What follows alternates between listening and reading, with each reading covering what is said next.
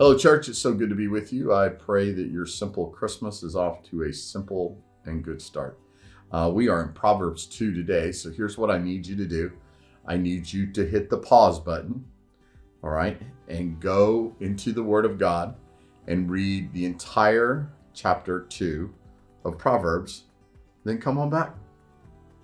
Hey, welcome back. I'm glad you're with me. I hope that was helpful to you. Now we're going to unpack a section of this. Part of what I think about when I think of wisdom is how little there is in the world. And so chapter 2 is a continuation of chapter 1. And we all know that when the Bible gets translated over time, the original text didn't have chapters. And so it was probably a similar stream of thought about the benefits of wisdom. And so we see more of the same here too, except in chapter 2, it begins to draw what I call the duality of light and dark, of goodness and evil, of the consequences of choosing good over bad, and these kind of things. So we're going to pick it up in verse 6, and it says this: "For the Lord gives wisdom, from his mouth comes knowledge and understanding. He holds success in store for the upright. He is a shield to those whose walk is blameless. For he guards the course of the just and protects the way of the faithful ones. Then you will understand what is right and just and fair, every good path. For wisdom will enter your heart, and knowledge will be pleasant to your soul. Discretion will protect you, and understanding will guard you." So when you think about this section that I've pulled out here, is that it's all about the benefits. It's the benefits package of wisdom. And so I don't think most of us get up in the morning and we think, oh, I need wisdom for my day, or I pray for wisdom for my day. It's more circumstantial. It's more situational. Like you enter a moment and you think, I better have some wisdom for this, or you pray about a meeting or any of these kind of things, and you're looking for circumstantial or situational wisdom instead of getting up and seeking God's wisdom. And so part of what we know, and you should expect me to say this, is God's wisdom comes from what? A vertical prayerful relationship with him, and then a horizontal time in this book.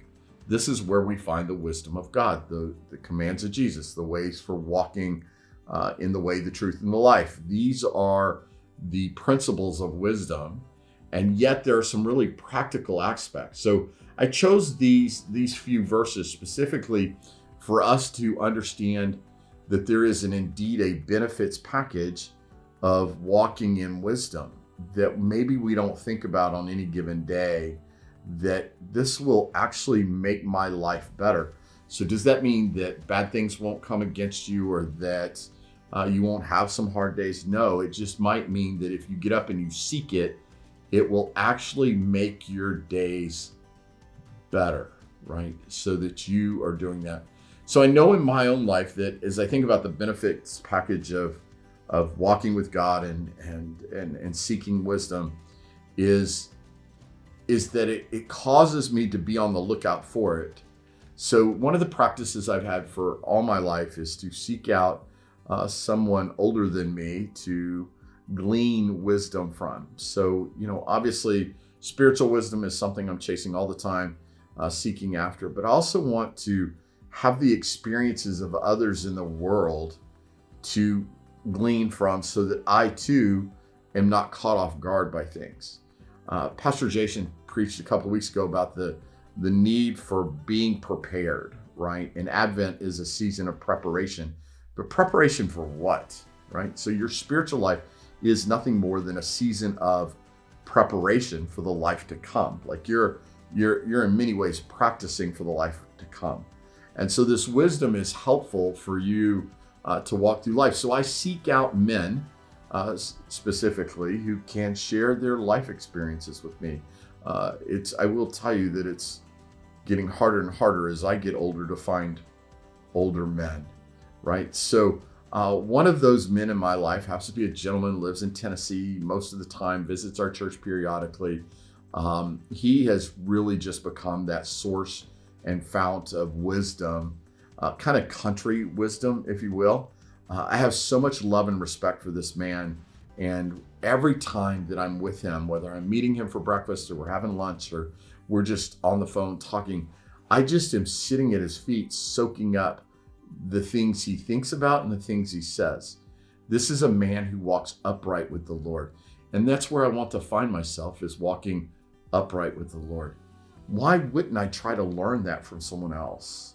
When I first got into athletic training, sports medicine, whatever you want to call it, there were lots of practices I had to learn from somebody else. Like, I didn't innately know how to do these things, how to evaluate a shoulder or how to prescribe a rehab program or any of these things. I had to learn it from someone else. So there's great benefit both in seeking godly wisdom, but also the wisdom of our elders. So I want to conclude by just reading verses 20 through 22. It says, here's that duality I was talking about. Thus you will walk in the ways of the good and keep to the paths of the righteous. For the upright will live in the land, and the blameless will remain in it. Oh, here comes that but.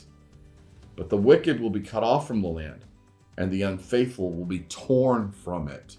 So you want to be found not only being faithful to God and faithful to Christ, but you want to be found walking upright as someone that people around you would say, hey, I would like to glean wisdom from them, right? Godly wisdom from them. So I hope this has been helpful to you as you think about your own life and how best to apply wisdom, but more importantly, how to seek it and who to seek it from. I love you, church. Can't wait to be with you again next Monday.